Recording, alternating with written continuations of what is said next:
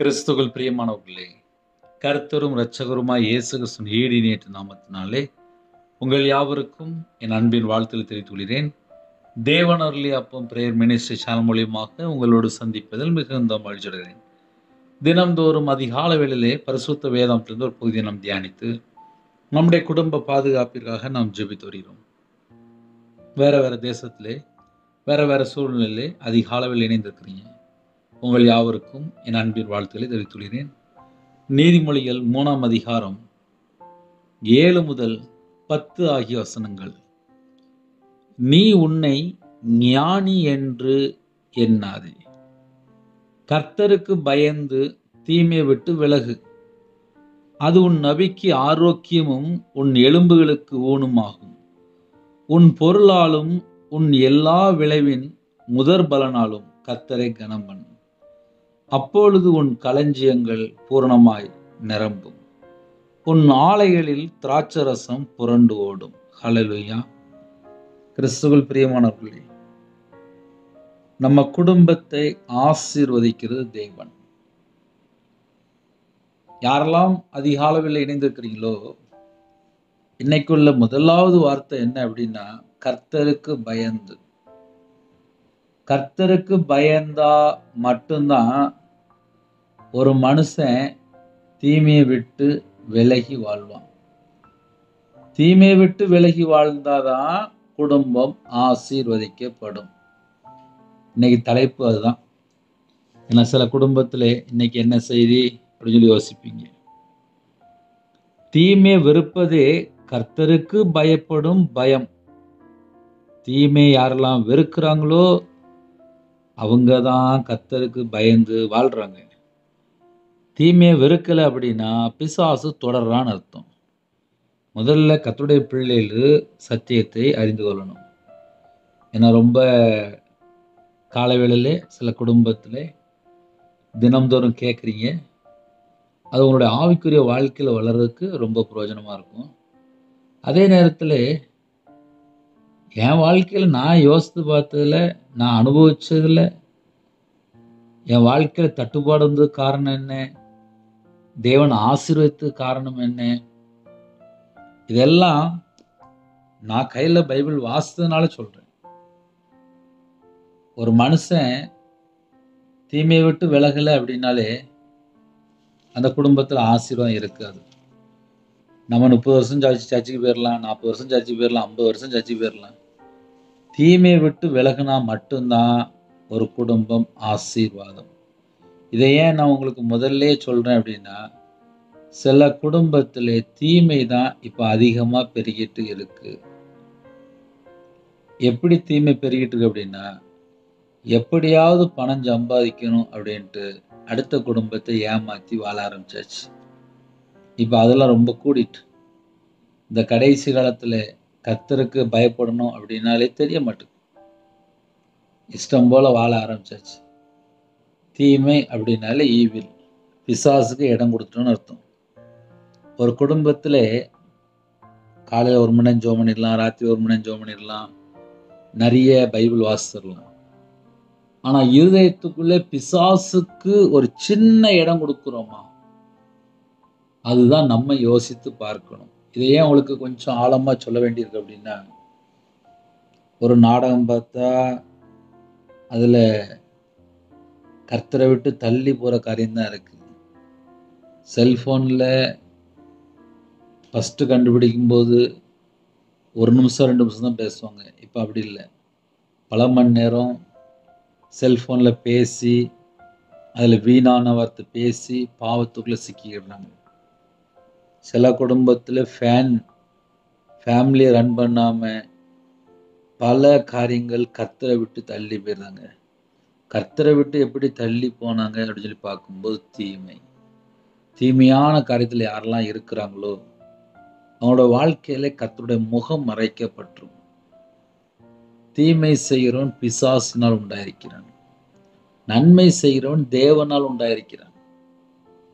இன்னைக்கு நிறைய குடும்பத்தில் என்ன பிரச்சனை அப்படின்னு சொல்லி கொஞ்சம் ஆழமாக போய் பார்க்கும்போது தீமையை விட்டு விலக மாட்டுக்காங்க. அதுதான் பிரச்சனை. ஏன்னா என் வாழ்க்கையில் நான் பார்த்துருக்கேன். ஒரு மனுஷன் எந்த அளவுக்கு தீமையை விட்டு விலகுறானோ அந்த அளவுக்கு ஆசீர்வதிக்கப்படுறான். 2016 முழு நேர ஊழியத்துக்கு வந்தேன். முழு நேர ஊழியத்துக்கு வந்ததுக்கப்புறம் கொஞ்சம் கொஞ்சமா ஆவிக்குரிய வாழ்க்கையில வளரன்னு சொல்லி எல்லாரை போல எனக்கும் ஒரு ஆசை இருந்துச்சு. ஆனால் 2016 ஒரு 40 நாள் உபவாசம் இருந்தேன். அந்த 40 நாள் உபவாசம் இருக்கும்போது மனைவியும் 40 நாள் உபவாசம் இருந்தாங்க. இந்த 40 நாள் உபவாசம் இருக்கும்போது என்ன செஞ்சோம் அப்படின்னா, முதல்ல வீட்டில் இருக்கிற டிவியை கொண்டு மேலே தூக்கி வச்சாச்சு. செல்ஃபில் தூக்கி வச்சுட்டு பேசாமல் பாஸ்டிங் போட்டு டெய்லி ஒரு நேரம் சாப்பாடு. தேவையில்லாமல் வீட்டு விட்டு எங்கேயும் வெளியில் போகல. வீட்டிலேயே இருந்து குடும்பமாக இருந்து தேவனை தேட ஆரம்பிச்சாச்சு. நல்லா பாட்டு படித்து ஜெபம் பண்ணி கையில் பைபிள் எடுத்து வாசித்து என்னுடைய வாழ்க்கையிலே தனிப்பட்ட வாழ்க்கையில் நான் இங்கெல்லாம் கர்த்தரை விட்டு தள்ளி இருக்கிறேன், அதையெல்லாம் தேவனுடைய சமூகத்தில் அர்ப்பணிக்க ஆரம்பித்தேன். ஏன்னா விக்கிரத்துக்கு மாந்திரியத்துக்கு ஒரு மனுஷனை நம்பி 13 லட்சம் கொடுத்தேன். அதனால் ரொம்ப மாந்திரியத்திலே விக்கிரத்திலே கடனில் கஷ்டப்பட்டதுனால ஒரு 40 நாள் உபவாசத்தோடு இருக்க 2016 குடும்பமாக தீர்மானம் பண்ணி வீட்டில் டிவியெல்லாம் ஓரமாக ஒதுக்கி வச்சு தேவனுடைய சமூகத்தில் காத்திருக்க ஆரம்பித்தேன். இதை ஏன் உங்களுக்கு காலையில் சொல்கிறேன் அப்படின்னா, தீமையை விட்டு விலகு அப்படின்னா ஒரு 40 நாள் டிவி பார்க்காம தேவையில்லாமல் செல்ஃபோன் பார்க்காம, நான் சொல்ல 2016 அப்போமெல்லாம் கையில் நார்மல் செல்ஃபோன் தான் இருந்துச்சு, சாதாரண சின்ன ஃபோன். அதையும் ஏன் சொல்லித்தரேன் அப்படின்னா, தேவையில்லாமல் எதுவுமே பார்க்காமல் தேவனுடைய சமூகத்தில் காத்திருக்க ஆரம்பித்தேன். அப்படி காத்திருக்கும்போது தான் சிஎஸ்ஐ ஐரோல்கிட்ட, எனக்கு ஒரு மிஷினரி வேலை வேணும், நான் மிஷினரியாக போகிறேன், நான் நார்த்துக்கு போகிறேன் அப்படின்னு சொல்லி கேட்கும்போது, ஃபேமிலியாக இருக்கிறேன், அதனால் அப்படி டக்குன்னு போக முடியாது, உனக்கு நான் ஒரு வேலை தரேன் அப்படின்னு சொல்லிட்டு சர்ச்சில் ஒரு வேலை கொடுத்தாங்க. அதுக்கப்புறம் தான் சர்ச்சில் வேலை பார்க்க ஆரம்பித்தேன். இதை ஏன் சொல்லித்தரேன் அப்படின்னா, இன்றைக்கி நிறைய குடும்பத்தில் தீமையை விட்டு விலகாமல் இருக்கிறாங்க. அந்த 40 நாள் உபவாசம் இருக்கும்போது ஒரு தரிசனம், எப்படி தெரியுமா, சாவியும் தராங்க, அபிஷேகமும் பண்ணுறாங்க, நிரம்பி வழிகிற அபிஷேகம். அதுக்கப்புறம் தான் முழு நேர ஊழியத்துக்கு தேவன் அழைத்து கொண்டு வந்தார். ஒரு 40 நாள் தேவனுடைய சமூகத்தில் காத்திருக்கும் போது தேவன் அபிஷேகம் பண்ணி ஊழியத்தில் கொண்டு வந்தார். அதை இன்னைக்கு உங்கள்கிட்ட ஏன் சொல்கிறேன் அப்படின்னா, சில குடும்பத்திலே தீமையை விட்டு விலகாமல் இருக்கிறாங்க. நம்முடைய வாழ்க்கையில் எதெல்லாம் தீமை அப்படின்னு சொல்லி தெரியுதோ அந்த எல்லா காரியத்தை விட்டு விலகும்போது தான் ஆசீர்வாதம். ரீசெண்டாக ஒரு வருஷம் முன்பாக ஒரு வீட்டுக்கு போயிருந்தேன். 5 நிமிஷம் கிறிஸ்டியன் பாட்டு கேட்கு, 5 நிமிஷம் சினிமா பாட்டு கேட்கு, அடுத்த 5 நிமிஷம் மறுபடியும் கிறிஸ்டியன் பாட்டு கேட்கு, அடுத்த 5 நிமிஷம் மறுபடியும் சினிமா பாட்டு கேட்கு. அப்போ ஒரு குடும்பத்தில் என்ன செய்கிறாங்க அப்படின்னா, ஒரு பாட்டு கிறிஸ்டியன், இன்னொரு பாட்டு சினிமா பாட்டு. ஒரு குடும்பம் ஆசீர்வாதமாக இருக்கணும் அப்படின்னா 24 மணி நேரமும் தீமையை விட்டு விலகி, கர்த்தருக்கு பயந்து, பொல்லாப்பை விட்டு விலகி ஒரு மனுஷன் வாழ்ந்தால் மட்டும்தான் ஆசீர்வாதம். ஆனால் என் குடும்பம் ஆசீர்வாதமாக இருக்கணும் அப்படின்னு சொல்லி யாரெல்லாம் இணைந்திருக்கிறீங்களோ, தீர்மானம் எடுக்க வேண்டியது உங்கள் கையில் தான் இருக்குது. தீர்மானம் எடுக்க வேண்டியது அவங்கவுங்க கையில் தான் இருக்குது. ஏன்னா சில குடும்பத்தில் தீர்மானம் எடுக்காமல் வாழ்ந்துட்டு இருப்பாங்க. நைட் அழகாக வீட்டில் குடும்ப ஜெபம் பண்ணுவாங்க, வீட்டில் பேரம்பேத்தி இருப்பான், இல்லைனா மகா இருப்பான், அவங்க பார்த்தா கையில் செல்ஃபோன் வச்சுருப்பாங்க, இவங்க பார்த்தா பாட்டு பாடி ஜெபம் பண்ணிகிட்டு இருப்பாங்க. ஒரு குடும்பத்தில் 4 பேர் இருக்கிறாங்கன்னா 4 பேருக்குள்ள ஒருமனப்பட்ட ஆவி இல்லை. சில குடும்பத்தில் சர்ச்சுக்கு போகிறாங்க, தாய்மார் மட்டும்தான் சர்ச்சுக்கு போகிறாங்க, வீட்டில் பிள்ளை கேட்டால் வரமாட்டேன், புருஷன் கேட்டால் வரமாட்டேன். அப்போ ஒரு குடும்பத்தில் தேவனை தேடுறதில் கூட உண்மை இல்லை. இதெல்லாம் நிறைய வீட்டுள்ள கம்ப்ளைண்ட். ஒரு குடும்பத்தில் காலையில் பைபிள் வாசித்து ஜெபம் பண்ணுறாங்களா, சந்தேகமாக இருக்குது. நைட்டு ஃபுல்லாக செல்ஃபோனில் பல மணி நேரம் பார்த்துட்டு இருக்கிறாங்க. காலையில் லேட்டாக எழுந்திரிச்சு அப்படியே வேலைக்கு கிளம்பி போயிருந்தாங்க. இதுவும் சில குடும்பத்தில் நடக்கு. ஒரு சில குடும்பத்தில் மட்டும்தான் காலை வேளையில் எழும்பி, சில குடும்பத்தில் முதல்ல ஜெபம் பண்ணுறீங்க, கையில் பைபிள் எடுத்து வாசிக்கிறீங்க, செய்தி கேட்குறீங்க. சில குடும்பத்தில் தூக்கத்திலேயே கையில் செல்ஃபோன் எடுத்துருந்தாங்க. முதலாவது தேவனோட ராஜ்யத்தையும் அவருடைய நீதியும் தேடுங்கள். தூங்கி எழுந்திரிச்சிட்டிங்களா? இருக்கிற இடத்துல முழங்கால் போட்டு ஜெபம் பண்ணுங்க, கையில் பைபிள் எடுத்து வாசிங்க, தேவனை தேடுங்க. உங்கள் குடும்பம் ஆசீர்வாதமாக இருக்கும். ஆனால் 24 மணி நேர வாழ்க்கையிலே தீமை வெறுத்து வாழ்கிறோமா என்பது நம்ம கையில் தான் இருக்கு. ஒரு குடும்பத்திலே ஆசீர்வாதத்தை பெற்றுக்கொள்ளணும் அப்படின்னா அவங்களோட வாழ்க்கையில தீமைங்கிற ஒரு வேர் தொடரக்கூடாது. தீமை வெறுத்தால் நம்ம கர்த்தருக்கு பயந்து வாழ்றோம். நீ உன்னை ஞானி என்று எண்ணாதே அப்படின்னா என்ன அர்த்தம் பிரதர்? அப்படின்னா, எனக்கு எல்லாம் தெரியும், எனக்கு யாருமே சொல்ல வேண்டிய அவசியம் இல்லை, எனக்கு என் மனைவி அட்வைஸ் பண்ணக்கூடாது, எனக்கு எங்கள் அம்மா அப்பா அட்வைஸ் பண்ணக்கூடாது, எனக்கு வேற யார் அட்வைஸ் பண்ணாலும் பிடிக்காது, எனக்கு காலேஜில் யார் அட்வைஸ் பண்ணாலும் பிடிக்காது, ஸ்கூலில் யார் அட்வைஸ் பண்ணாலும் பிடிக்காது, எனக்கு யார் சொன்னாலும் பிடிக்காது, நான் இஷ்டப்படி தான் வாழ்வேன் அப்படிம்பாங்க. நீ உன்னை ஞானி என்று எண்ணாதே, எனக்கு எல்லாமே தெரியும் அப்படின்னு சொல்லி நினைக்க வேண்டாம். நீ கர்த்தருக்கு பயந்து, கர்த்தருக்கு பயந்து அப்படின்னா நீதிமொழிகள் 8:13 எல்லாரும் அந்த வசனத்தை எழுதி வைத்துக் கொள்ளுங்க. தீமையை வெறுப்பதே கர்த்தருக்கு பயப்படும் பயம். யாரெல்லாம் கர்த்தருக்கு பயந்து வாழ்றோமோ அவங்க தீமையை வெறுத்து வாழ்றாங்க. தீமையை வெறுத்து வாழும்போது அந்த குடும்பம் ஆசீர்வாதமா இருக்கும். தீமையை வெறுப்பதே கர்த்தருக்கு பயப்படும் பயம். தீமையை விட்டு விலகு அப்படின்னு சொல்லி போட்டிருக்கு. எதெல்லாம் நம்ம வாழ்ற வாழ்க்கையில தீமையா இருக்கோ அந்த எல்லா காரியத்தை விட்டு விலகும்போது தான் நம்ம குடும்பம் ஆசீர்வாதமா இருக்கும். ஏன்னா சில குடும்பத்துல ஆசீர்வாதம் வேணும், நான் நல்லா இருக்கணும்னு சொல்லி ஆசைப்படுறீங்க. ஆனால் 24 மணி நேரம் வாழ்க்கையில் வீட்டில் அன்பு கூறுறது கிடையாது. வீட்டில் வயசான பாட்டி இருப்பாங்க, அம்மா அப்பா இருப்பாங்க, தாத்தா பாட்டி இருப்பாங்க. அவங்கள்ட்டெல்லாம் பேசுறதுக்கே இன்னைக்கு ஆள் இல்லை. ஒரு 10 நிமிஷம், ஒரு அரை மணி நேரம் அம்மாட்ட பேசுறதுக்கு ஆள் இல்லை. என் வாழ்க்கையில் எனக்கும் கல்யாணம் முடிஞ்சுது.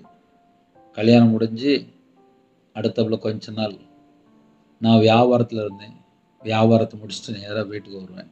எங்கள் அம்மாட்ட போய் ரொம்ப நேரம் உட்காந்து பேசுவேன். அதுக்கப்புறம் வீட்டுக்குள்ளே போவேன்.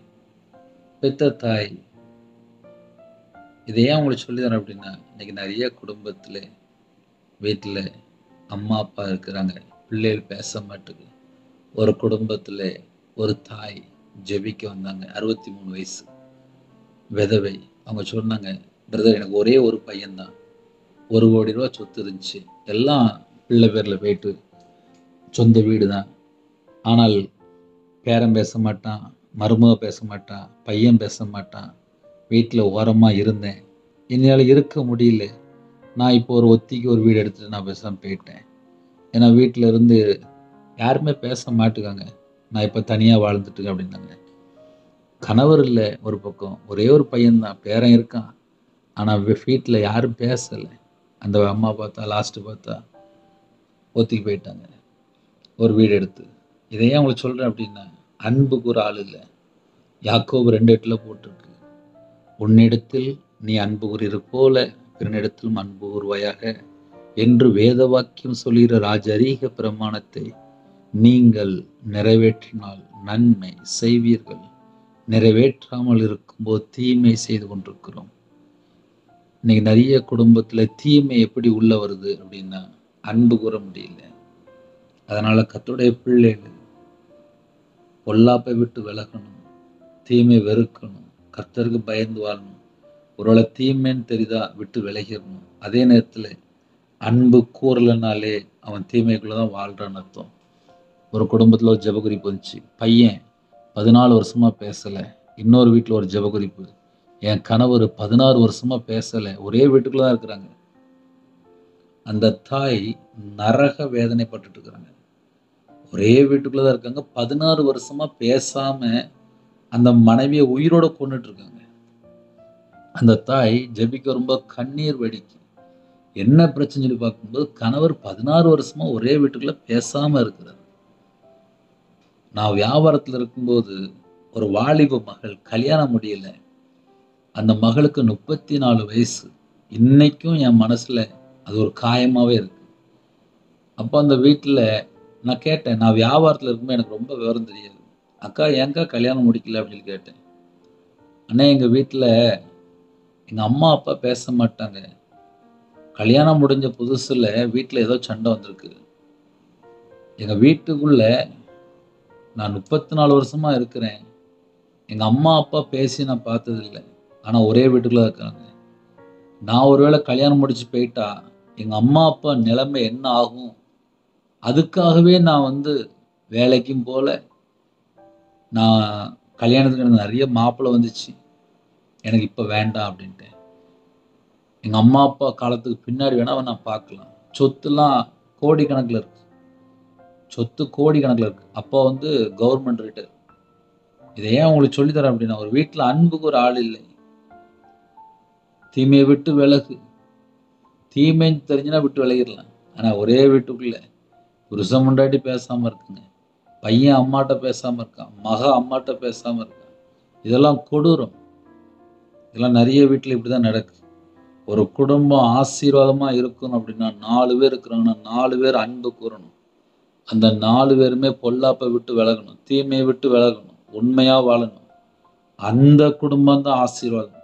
அதனால காலை வேளையில யார் இந்த செய்தி கேட்டாலும் சரி, உங்க வீட்ல யாரெல்லாம் இருக்கிறாங்களோ முதல்ல அன்பு கூறுங்க. அன்பு கூறும்போது தான் தேவன் அந்த குடும்பத்தை ஆசீர்வதிப்பார். 2வது தீமையை வெறுத்தா மட்டும்தான் தேவன் ஆசீர்வதிப்பார். தீமையை விட்டு விலகுன்னு சொல்லி நமக்கு ஒரு கட்டளையா கொடுத்துட்டார். அது உன் நபிக்கு ஆரோக்கியமும் உன் எலும்புகளுக்கு ஊனுமாகும் என்று எழுதப்பட்டிருக்கு. ஒரு மனுஷன் தீமையை விட்டு விலகியாச்சுன்னா ஆரோக்கியம். தீமை வெறுத்து வாழ்ந்தால் கர்த்தருக்கு பயந்து வாழ்றோம். அப்படி நம்ம வாழும்போது அது உன் நபிக்கு ஆரோக்கியம். அதுன்னா என்ன அர்த்தம் அப்படின்னா, ஒரு மனுஷன் தீமையை வெறுத்து கர்த்தருக்கு பயந்து வாழ்ந்துட்டு இருக்கான். தீமையை விட்டு விலகி வாழ்ந்துட்டு இருக்கான். அந்த குடும்பத்துக்குள்ளே கர்த்தர் ஆசீர்வதிக்கிறார். வியாதி வராது. அது உன் நபிக்கு ஆரோக்கியம். உன் சரீரத்துக்கு ஆரோக்கியம். ஏன்னா அவங்க கர்த்தருடைய வழியில நடந்துட்டு இருக்காங்க.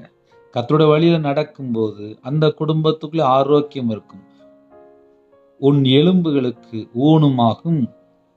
உன் எலும்புகளுக்கு ஊனுமாகும், பலமாகும். அப்ப கர்த்தருடைய பிள்ளைகள் கர்த்தருக்கு பயந்து தீமை வெறுத்து வாழ்ந்தால் அந்த குடும்பம் ஆசீர்வாதம். உன் பொருளாலும் உன் எல்லா விளைவின் முதற் பலனாலும் கர்த்தரை கனம் பண்ணு. ஒருவேளை கர்த்தர் எனக்கு பரிபூரணமாக எல்லாம் தந்துட்டாரு, நான் இன்னும் தேவனுக்கு செய்யாம இருக்கிறேன் அப்படின்னு சொல்லி இதயத்துக்குள்ள யாருக்காவது வேதனை இருந்துச்சு அப்படின்னா, நீங்க போற திருச்சபையில கொண்டு போய் காணிக்கை வச்சிருங்க. ஏன்னா உன் பொருளாலும் உன் எல்லா விளைவின் முதற் பலனாலும் கர்த்தரை கனம் பண்ணு. பெஸ்டான கொண்டு போய் கொடுங்க. யாரெல்லாம் இந்த செய்தி கேட்குறீங்களோ, ஆலயத்துக்கு போகும்போது பெஸ்டான கொண்டு போய் தேவனுடைய சமூகத்துல வச்சிருங்க. நமக்கு ஒவ்வொரு நாளும் ஜீவனை தந்து கிருபை தந்து பாதுகாக்கிற தேவனுக்கு நம்ம நன்றி செலுத்த வேண்டிய நம்ம கடமை. நமக்கு என்னெல்லாம் தேவன் ஆசீர்வதித்தாரோ அதுல ஒரு பங்கு, முதற் பலன், முதல்ல என்னெல்லாம் விளையுதோ, ஒருவேளை நான் சம்பளம் தான் வாங்குறேன், அதுல உங்களுக்கு ஆவியான என்ன ஏவப்படுதோ அதை கொண்டு போய் வைங்க. உன் பொருளாலும் உன் எல்லா விளைவின் முதற் பலனாலும் கர்த்தரை கனம் பண்ணு. பரிசுத்தவான்கிட்ட கொண்டு போய் கொடுங்க, தப்பு இல்லை. ஏன்னா சில குடும்பத்துல வேற வேற நாட்டுல வேற வேற இடத்துல இருக்கிறீங்க. சில இடத்துல மிஷினரி ஊழியம் பண்ணிட்டு இருப்பாங்க, கிராம ஊழியம் பண்ணிட்டு இருப்பாங்க. நீங்க இருக்கிற பகுதியில சில பரிசுத்தவான்கள் ரொம்ப கஷ்டப்பட்டுட்டு இருப்பாங்க. பிள்ளைகள் படிச்சுட்டு இருக்கும், அவங்க பார்த்தா ரொம்ப கஷ்டப்பட்ட நிலைமையில ஊழியம் பண்ணிட்டு இருப்பாங்க. ஏகப்பட்ட கிராமத்துல அந்த ஊழியருடைய தேவைகள் சந்திக்கப்படாம இருக்கு. ஒருவேளை நீங்க இருக்கிற பகுதியில யாராவது ரொம்ப கஷ்டப்பட்டு ஊழியம் பண்றாங்களா, அவங்களுக்கு கொண்டு போய் கொடுங்க. ஹல்லேலூயா. உன் பொருளாலும் உன் எல்லா விளைவின் முதற் பலனாலும் கர்த்தரை கனம் பண்ணு. கர்த்தரை கனம் பண்றதுக்கு உங்களுடைய வாழ்க்கையில ஒரு தீர்மானம் எடுங்க. உங்கள் குடும்பம் ஆசீர்வதிக்கப்படும். கர்த்தரை கனம் பண்ண அப்படின்னா நம்ம தேவனோட வார்த்தைக்கு கீழ்ப்படிந்து அவருடைய வசனத்தை நம்ம கை கொள்ளும்போது தான் நம்ம கர்த்தரை கனம் பண்ணுகிறோம். கர்த்தருடைய வார்த்தையை அசட்டை பண்ணினாலே நம்ம கர்த்தரை இன்னும் கனம் பண்ணலைன்னு அர்த்தம். ஒருவேளை நான் இவ்வளோ நேரம் பேசுகிறேன், இந்த செய்தியை நீங்கள் கேட்டுட்டு இதுதான் எங்களுக்கு எல்லாம் தெரியுமே, நாங்கள் ஏன் செய்யணும் அப்படின்னு சொல்லி நம்ம அசட்டை பண்ணினாலே நம்ம இன்னும் கர்த்தரை கனம் பண்ணலை. அதனால சொல்கிறேன், கர்த்தரை கனம் பண்ணக்கூடிய பிள்ளைகளுக்கு ஒரு மிகுந்த ஆசீர்வாதம். எனக்கு எல்லாம் தெரியும், ஆனால் நான் கர்த்தரை கனம் பண்ண மாட்டேன், அப்படி ஆயிடக்கூடாது. உங்களுக்கு என்னெல்லாம் தெரியுதோ, உங்களோட வாழ்க்கையில் தேவன் எப்படிலாம் ஆசீர்வதித்தாரோ, கர்த்தரை கனம் பண்ணுங்க. உங்கள் குடும்பம் ஆசீர்வதிக்கப்படும். உன் பொருளாலும் உன் எல்லா விளைவின் முதற் பலனாலும் கர்த்தரை கனம் பண்ணு. அவருடைய வார்த்தைக்கு நம்ம கீழ்ப்படியும் போது நம்ம குடும்பம் ஆசீர்வாதம். அதுக்கப்புறம் ஒரு முக்கியமான ஒரு பாயிண்ட் இருக்கு. அப்பொழுது உன் களஞ்சியங்கள் பூரணமாய் நிரம்பும், உன் ஆலைகளில் திராட்சை ரசம் புரண்டு ஓடும். இப்போ இன்னைக்கு உள்ள செய்தி என்ன பிரதர் அப்படின்னா, ஒரு குடும்பம் ஆசீர்வதிக்கப்படணும் அப்படின்னா நீ உன்னை ஞானி என்று எண்ணாதே, எனக்கு எல்லாமே தெரியும் சொல்லி நினைக்காதே. அப்போ நான் என்ன பிரதர் செய்யணும் அப்படின்னா, எதெல்லாம் தீமைன்னு சொல்லி இருக்கோ அதெல்லாம் வெறுத்துடணுமா? அப்படி நம்ம வெறுக்கும் போது தான் நம்ம கர்த்தருக்கு பயந்து வாழ்கிற பிள்ளைகள். தீமையை விட்டு விலகு. அதுக்கப்புறம் நம்ம குடும்பம் ஆசீர்வதிக்கப்படும். எப்படி ஆசீர்வதிக்கப்படும்னா, நமக்கு சரீரத்தில் ஒரு ஆரோக்கியம், எலும்புகளிலே ஒரு பலன். ஏன்னா நம்ம தீமையை விட்டு விலகிட்டோம், தீமையை வெறுத்துட்டோம், அதனால கிடைக்கக்கூடிய பலன். அடுத்தாப்புல உன் பொருளாலும் உன் எல்லா விளைவின் முதற் பலனாலும் கர்த்தரை கனம் பண்ணும். ஒரு மனுஷன் கர்த்தரை கனம் பண்ண ஆரம்பிச்சதுக்கு அப்புறம் அந்த குடும்பத்துல ஒரு தட்டுப்பாடும் வராது. அப்பொழுது உன் களஞ்சியங்கள் பூரணமாய் நிரம்பும். ஒருவேளை என்னோட வாழ்க்கையில கொஞ்சம் ட்ரையா இருக்கு, கொஞ்சம் கம்மியா இருக்கு, எல்லாத்துலேயுமே கொஞ்சம் தட்டுப்பாடு வருது அப்படின்னா நம்ம என்ன யோசித்து பார்க்கணும் அப்படின்னா, இன்னும் நான் கர்த்தருக்கு ஏதாவது செய்ய வேண்டிய காரியங்கள் இருக்கா? இன்னும் தேவனுடைய ஆலயத்தில் கொண்டு போய் கொடுக்க வேண்டிய காரியங்கள் ஏதாவது இருக்கா? அதை நம்ம தான் யோசித்து பார்க்கணும். ஏன்னா சில வீட்டில் ஒரு 5000 சம்பளம் வாங்குவாங்க, சில குடும்பத்தில் ஒரு 8000 சம்பளம் வாங்கிட்டு இருப்பாங்க, சில குடும்பத்தில் ஒரு 12000 சம்பளம், சில குடும்பத்தில் சம்பளம் ஒரு 15000, சில குடும்பத்தில் ஒரு 17000, சில குடும்பத்தில் 20000, சில குடும்பத்தில் 30000, 40000, 50000, 60, 1 லட்சம், அப்புறம் பார்த்தா 1.5 லட்சம், அப்புறம் பார்த்தா 3 லட்சம். அதனால ஒவ்வொரு வீட்லேயும் சம்பளம் ஒவ்வொரு மாதிரி வந்துட்டு இருக்கும். 5000 வந்துட்டு இருக்கும். பிள்ளைகள் பார்த்தா வீட்டில் 2 பிள்ளைகள் 3 பிள்ளைகள் இருக்கும். கவர்மெண்ட் ஸ்கூலில் படிச்சுட்டு இருப்பாங்க, கிராமத்தில் இருப்பாங்க. அவங்களுடைய சூழ்நிலை வேற, கணவர் இல்லாமல் இருக்கும். ஒவ்வொரு இடத்துலையும் ஒவ்வொரு பிரச்சனை உண்டு. யாரெல்லாம் எந்தெந்த நாட்டுக்குள்ளே எந்தெந்த சூழ்நிலை செய்தி கேட்குறீங்களோ, உங்களுக்கு தேவன் என்ன ஆசீர்வதிக்கிறாரோ அதில் முதல் பலன் தேவனுடைய சமூகத்தில் போய், அப்பா இது நீங்கள் தந்தது, உங்கள் கரத்தில் கொண்டு கொடுக்குறேன்ப்பா, என் குடும்பத்தை ஆசீர்வதிச்சு தாங்கப்பா அப்படின்னு சொல்லி தேவனுடைய சமூகத்தில் போய் கேளுங்க. ஒருவேளை சில குடும்பத்தில், அண்ணன் நான் லட்சக்கணக்காக கடன் இருக்கிறேன்னே, என் வாழ்க்கை ஃபுல்லாகவே கடனாக போயிட்டுருக்கு, எங்கள் வீட்டில் எதுவுமே பணம் நிற்க மாட்டுது. சர்ச்சுக்கு போகிறீங்களா? கொஞ்சோண்டு உங்கள் கையில் இருக்கா? அதை கொண்டு போய், அப்பா நான் இவ்வளவு கடனில் இருக்கிறேன்ப்பா, இவ்வளவு கடனில் இருக்கிறேன்ப்பா, நான் கண்ணீரோடு தான்ப்பா சர்ச்சுக்கு வந்திருக்கேன், கண்ணீரோடு தான்ப்பா உங்களுடைய சமூகத்துக்கு வந்திருக்கேன், என் குடும்பத்தை ஆசீர்வதிங்கப்பா, என்னுடைய கையின் கீழில் ஆசீர்வதிங்கப்பா, என்னுடைய வாழ்க்கையை ஆசீர்வதிங்கப்பா, நான் இனிமேல் தீமையை விட்டு விலகிறோம்ப்பா, நான் கர்த்தருக்கு பயந்து வாழ்வோம்ப்பா, உமக்கு முன்பாக நான் உண்மையா இருப்பேன்ப்பா, என்னுடைய தலைமுறையை ஆசீர்வதிங்கப்பா, என்னுடைய குடும்பத்தை ஆசீர்வதிங்கப்பா. அப்படி நீங்க ஜெபிக்கும்போது கண்டிப்பா தேவன் ஆசீர்வதிப்பார். கர்த்தரை கனம் பண்ணும்போது அந்த குடும்பம் ஆசீர்வதிக்கப்படுகிறது. அதுல முக்கியமான பாயிண்ட் என்ன தெரியுமா? உங்கள்கிட்ட ஒருவேளை பொருள் இருக்கலாம், ஒருவேளை நீங்க ஒரு விவசாயம் பண்ணலாம், ஒரு வியாபாரம் பண்ணலாம், ஒரு கம்பெனி வைக்கலாம், ஒரு வேலை பார்க்கலாம், எந்த காரியமா இருந்தாலும் சரி, தேவனுக்கு கொண்டு வந்து கொடுக்கணும்னு நீங்க நினைச்சீங்க அப்படின்னா அது பெஸ்டா இருக்கும். அண்ணே என்கிட்ட ஒண்ணுமே இல்லைனே, அப்ப நான் என்னென்ன செய்ய? உங்க இருதயம் தேவனுடைய சமூகத்துல முதல்ல அர்ப்பணிங்க. அப்பா, என் இருதயம் கர்த்தருக்காக இருக்கணும்ப்பா. என் இருதயத்துக்குள்ள வேற தேவையில்ல எந்த ஒரு குப்பையும் வரக்கூடாதுப்பா. என் இருதயத்துக்குள்ள நீங்க தங்கிருங்கப்பா. என்கிட்ட கொடுக்கறதுக்கு ஒண்ணுமே இல்லப்பா. ஆனா என் ஹார்ட் இருக்குப்பா, என் இருதயம் இருக்குப்பா, என்னோட ஆவி ஆத்துமா சரீரம் இருக்குப்பா. நான் உமக்கென்று வாழ்றதுக்கு அர்ப்பணிக்கிறேன்ப்பா. நான் தேவனோட சித்தத்துக்கு வாழ்றதுக்கு அர்ப்பணிக்கிறேன்ப்பா. இது என் வாழ்க்கையில் நடந்துச்சு. 2016 நான் கடன்ல கஷ்டப்பட்டதுனால, நான் ரொம்ப கடன் 50, 55 லட்ச ரூபா கடன்.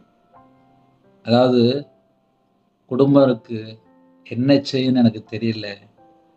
அடுத்த நேர சாப்பாட்டுக்கு என்ன செய்யன்னு எனக்கு தெரியாது. ஆனால் எனக்குள்ள ஒரு ஆசை இருந்துச்சு. எப்படி தெரியுமா?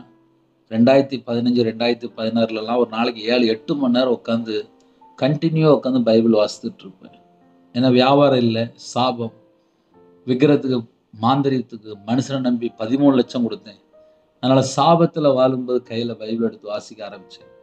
கண்ணீரோடு பைபிள் வாசிக்க ஆரம்பிச்சேன். பாவியா என் மேல கிருபையா இருங்கப்பா, என் பாவத்தெல்லாம் மன்னிங்க அப்படின்னு சொல்லி கண்ணீரோடு அழுது ஜெபிக்க ஆரம்பிச்சேன். எனக்கு எல்லார போல ஜெபிக்க தெரியாது. ஆனாலும் என் இருதயத்துக்குள்ள நான் எங்கெல்லாம் கர்த்தரை விட்டு தள்ளி போனனோ, என் வாழ்க்கையில் எங்கெல்லாம் நான் மிஸ்டேக்கா இருக்கணும், அதெல்லாம் தேவனோட சமூகத்துல அர்ப்பணிச்சேன். அப்பா, நான் துன்மார்க்கனா வாழ்ந்துட்டேன், என் பாவத்தை மன்னிங்க, என் பாவத்தை மன்னிங்க, என் பாவத்தை மன்னிங்க. ஒரு மனுஷன் தேவனோட சமூகத்துல வந்து தாழ்த்த ஆரம்பிச்சாச்சுனாலே தேவன் பார்ப்பார். தேவன் பார்ப்பார். உன் பொருளாலும் உன் எல்லா விளைவின் முதற் பலனால் கர்த்தரை கனம் பண்ணு. கர்த்தரை கனம் பண்ண ஆரம்பிக்கும் போது தேவன் கண்டிப்பா நம்ம குடும்பத்தை ஆசீர்வதிப்பார். ரவிராஜ் அதுக்கு ஒரு சாட்சி. எப்படி தெரியுமா? 2025 உயிரோட இருக்கான் அப்படின்னா தேவன் போட்ட உயிர் பிச்சை. சொல்றதுக்குலாம் ஒண்ணுமே இல்லை. ரவிராஜ் உயிரோட இருக்கணும்னா தேவன் கொடுத்த கிருபை மட்டும்தான். ஒரு நாள் நம்ம உயிரோட இருக்கோம்னா தேவனுடைய கிருபை மட்டும்தான். கொரோனாக்கு அப்புறம் நம்ம உயிரோட இருக்கோம். அப்ப வாழ்ற வாழ்க்கை கர்த்தரை கனம் பண்ற ஒரு வாழ்க்கையா இருக்கணும். கர்த்தரை கனம் பண்ணும்போது அவர் நம்ம குடும்பத்தை 1000 தலைமுறைக்கு ஆசீர்வதிப்பார். யாரெல்லாம் இந்த செய்தியை கேட்கறீங்களோ, அண்ணே நான் ரொம்ப கடன்ல இருக்கிறேன், நான் ரொம்ப பிரச்சனைல இருக்கேன், நான் என்னென்ன செய்ய? உங்க வாழ்க்கையை தேவனுக்காக அர்ப்பணிங்க. நான் அழிந்து போற ஆத்துமாக்களுக்காக நான் திறப்புல நின்று ஜெபிப்பேன், சுவிசேஷம் அறிவிப்பேன். என் வாழ்க்கையில 2016 நான் எடுத்த ஒரே தீர்மானம் எழுதிமா, பரலோகத்துக்கு வரும்போது சும்மா வரக்கூடாது, பரலோகத்துக்கு வரும்போது ஆத்துமாவோட வரும்னு சொல்லி தீர்மானம் பண்ணினேன். தீர்மானம் பண்ணது மாத்திரம் அல்லாம உடனே மிஷனரி ஊழியத்துக்கு கொஞ்சம் ஆசைப்பட்டேன். ஆனால் கர்த்தருடைய கிருபையினாலே முழு உலகத்துக்குள்ளேயும் சுவிசேஷம் அறிவிக்கிற ஒரு கிருபை கொடுத்துக்காரு. யாரெல்லாம் அந்த செய்தி கேட்குறீங்களோ, இயேசுவை சொந்த இரட்சகரா ஏற்றுக்கொண்டு அவருக்காக வாழ ஆரம்பிங்க. தேவனை கனம் பண்ணுங்க. உங்க கையில என்ன இருக்கோ, உங்களுடைய சம்பாத்தியம் என்னவோ, அதுல இருந்து தேவனுக்கு ஒரு முதல் பலனை எடுத்து வைத்து கர்த்தரை கனம் பண்ணுங்க. சில நேரத்துல சில செய்தி பேசும்போது நீங்க யோசித்து பார்க்கணும், உண்மையிலே நான் கர்த்தரை கனம் பண்றேனா, உண்மையிலே என் வாழ்க்கை நான் கர்த்தருக்கு அர்ப்பணிச்சிட்டேனா, அப்படி நம்ம கொஞ்சம் யோசித்து பார்க்கணும். அப்படி நம்ம யோசித்து பார்க்கும்போது அடுத்த வசனம் போட்டிருக்கு, அப்பொழுது உன் களஞ்சியங்கள் பூரணமாய் நிரம்பும். உங்க வீட்டுல பண்டகசாலை எல்லா பகுதியிலும் ஆசீர்வதிக்கப்படணுமா? தேவன் பலன்களை திறந்து பண்டகசாலை திறந்து ஆசீர்வதிக்கணுமா? நம்ம குடும்பத்துக்குள்ளே தேவனோட ஆசீர்வாதம் வேணுமா? பரலோகத்துல பண்டகசாலை திறக்கணுமா? அதுக்கு நான் என்ன செய்யணும்? தேவனுடைய பாதப்படியில் இருக்கும்போது தேவனை கனப்படுத்தி கொண்டே இருங்க. அப்பா, என்கிட்ட இவ்வளவுதான்ப்பா இருக்கு, இதைத்தான்ப்பா நான் கொண்டு வந்திருக்கேன். நான் சர்ச்சில் வேலை பார்க்கும்போது அவங்க வீட்டில் ஏதாவது ஒரு பழம் விளைஞ்சிருக்கும், முருங்கைக்காய் விளைஞ்சிருக்கும், அதை சர்ச்சில் கொண்டு வந்து வைப்பாங்க. சில குடும்பத்திலே முதல் பிள்ளை கொண்டு வந்து சர்ச்சில் கொடுத்துருவாங்க. இது தேவனுக்கு என்று பிரதிஷ்டை பண்ணப்படணும், தேவனுக்காக வாழஞ்சொல்லி பிரதிஷ்டை பண்ணுவாங்க. நம்ம வாழ்க்கையில எதெல்லாம் நம்ம தேவனுக்கு பெஸ்டா நம்ம கொடுக்கிறோமோ, நம்ம குடும்பத்துக்கு தேவன் பல மடங்கு ஆசீர்வதிப்பார். நான் அப்படி நிறைய குடும்பத்தை பார்த்திருக்கேன். தேவனுக்கு கொடுக்கும்போது சந்தோஷமா கொடுப்பாங்க, தேவனுக்கு கொடுக்கும்போது சந்தோஷமா கொடுப்பாங்க. அந்த குடும்பத்தை தேவன் ஆசீர்வதிக்கிறார், தேவன் ஆசீர்வதிப்பார். அப்பொழுது உன் களஞ்சியங்கள் பூரணமாய் நிரம்பும். பூரணமாய் பூரணமாய் பூரணமாய் திருப்தியா நிரம்பும். இதெல்லாம் எப்போ? நம்ம கர்த்தரை கனம் பண்ணும்போது. கர்த்தரை கனம் பண்றதுக்கு உங்க வாழ்க்கையில அர்ப்பணிங்க. மற்றதெல்லாம் தானா வீட்டுக்குள்ள வந்து சேரும். ஏன்னா சில குடும்பத்துல என் குடும்பத்தை தேவன் ஆசீர்வதிக்கணும், நான் நல்லா இருக்கணும்னு சொல்லி நினைப்பாங்க. ஆனால் நம்ம செய்ய வேண்டிய கடமை நம்ம செய்யும்போது தேவன் நம்ம குடும்பத்துக்கு என்னென்ன வச்சிருக்காரோ அது எல்லாம் வந்து சேர்ந்துரும். இன்னைக்கு செய்தியில 2 காரியம் இருக்கு. அதுல 2 செய்தி என்ன தெரியுமா? ஒரு பக்கம் பார்த்தா சரீரத்துக்கு ஆரோக்கியம், எலும்புகளுக்கு பலன், அது முதல் பகுதி. 2வது பகுதி என்னன்னா களஞ்சியம் நிரம்பும், பூரணமாய் நிரம்பும். ஆலைகளில் திராட்சை ரசம் புரண்டோடும், வீட்டுக்குள்ள தட்டுப்பாடே வராது. அதுக்கு நம்ம செய்ய வேண்டிய காரியம் 2 பகுதி இருக்கு.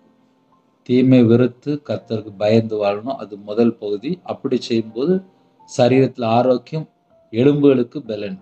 2வது பகுதி நம்மள்ட்ட என்ன இருக்கோ அதிலிருந்து ஒரு பகுதி தேவனுக்கென்று கொடுங்க, பரிசுத்தவான்களுக்கு கொடுங்க. அது உங்க குடும்பத்துக்கு ஒரு ஆசீர்வாதம். அது மாத்திரமல்ல, உங்களுடைய வீட்டில் இருக்கிற எல்லாவற்றையும் கர்த்தர் பூரணமாய் நிரப்புவார்.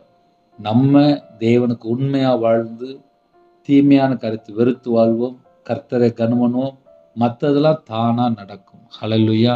நம்ம கர்த்தருடைய கரத்திலே அடங்கியிருப்போம், அவருடைய வார்த்தையை கை கொள்வோம், தேவனுடைய நாமம் மகிமைப்படுவதாக. யாரெல்லாம் இந்த செய்தி கேட்டீங்களோ, வாழ்றதுக்கு பல மெத்தடில் ஆவியார் உங்களோட பேசுகிறார். நீங்க எந்த அளவுக்கு செய்தி கேட்குறீங்களோ அந்த அளவுக்கு கை கொள்றதுக்கு அர்ப்பணிங்க.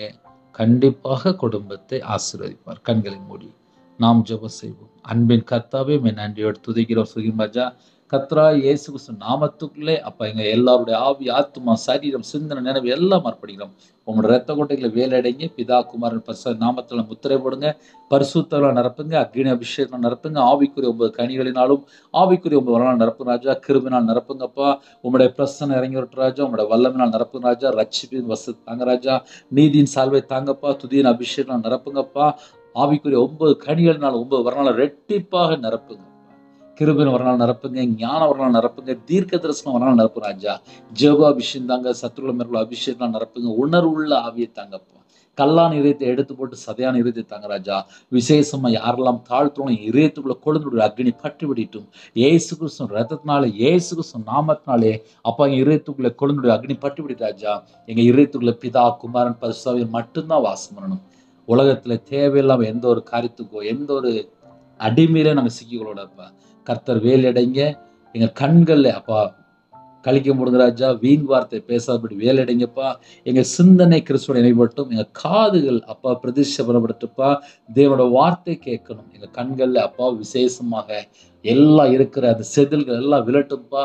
தேவனை முகமுகமா தரிசிக்கிற பிள்ளைகள மாறட்டும். பிதா குமாரன் பரிசுத்த நாமத்தினாலே ஒவ்வொரு குடும்பத்தையும் அப்பா வேலையடைங்க.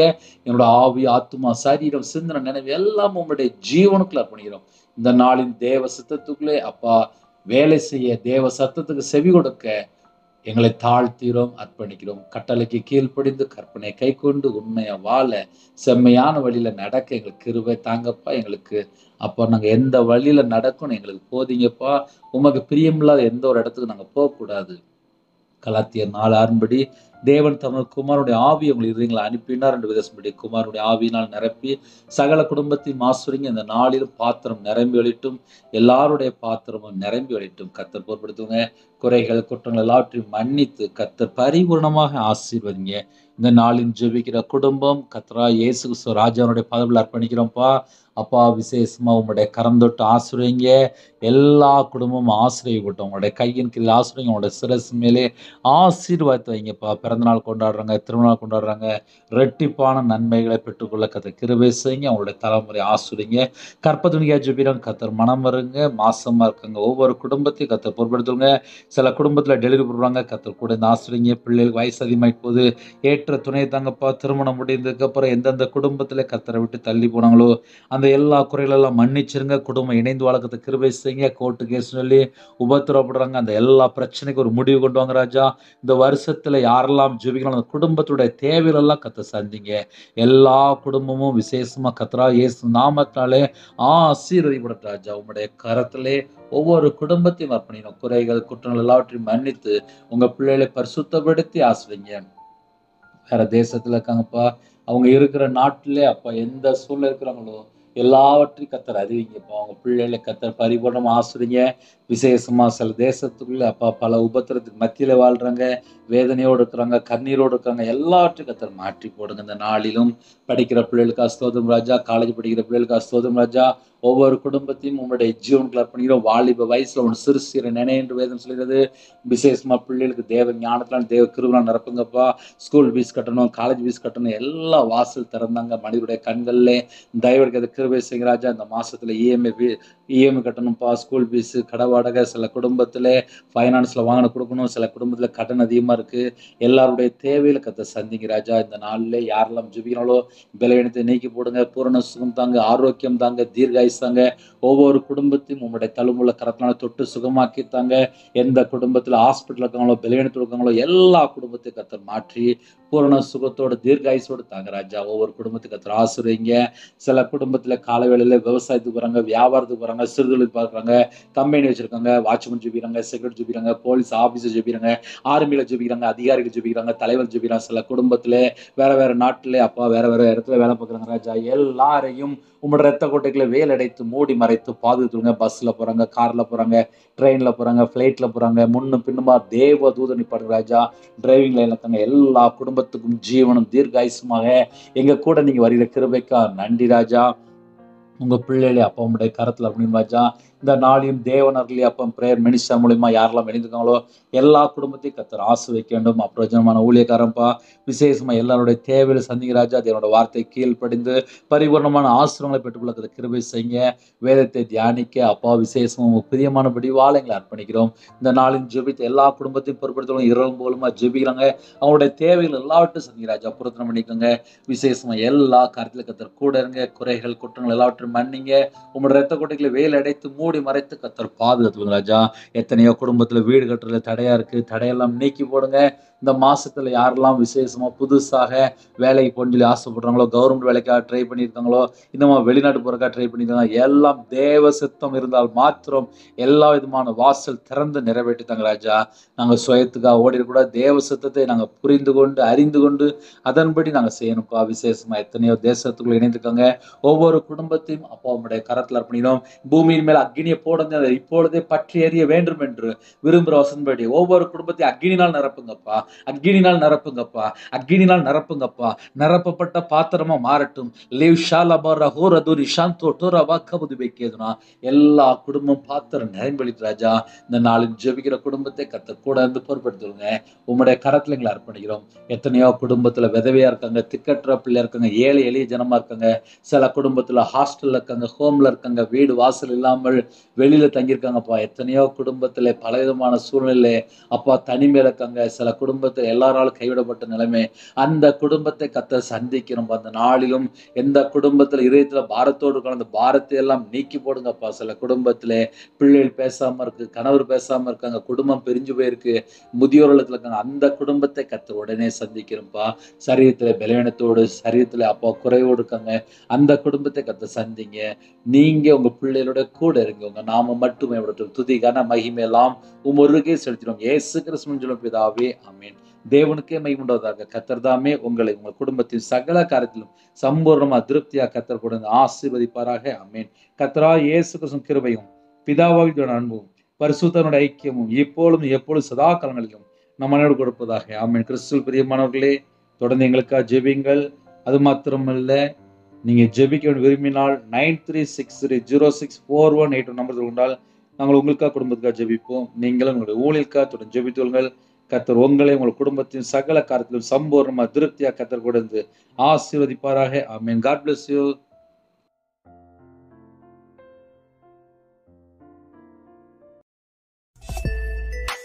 Thanks for watching. Please subscribe our channel. Click the like and share. Click the bell. God bless you.